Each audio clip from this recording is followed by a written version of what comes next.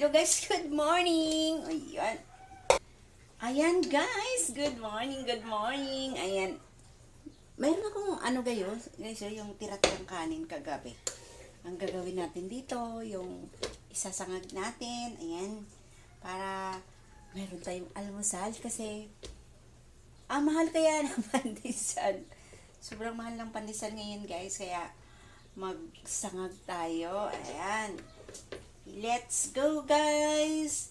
Guys, kayo ba? Nagsasangag ba kayo or kumakain ba kayo ng sinangag? Ako kasi paborito ko yun eh.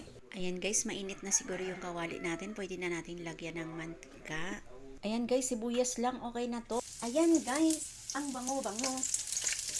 Ayan, ilagay na natin yung ating kanin.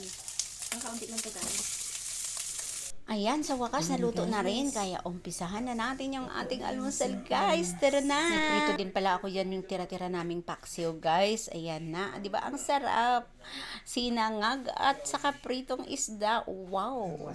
Eto na guys, ang ating almusal ready na, kaya kakain na kami. Let's go! At syempre kasi almusal with matching coffee, di ba? Perfect ang umaga guys.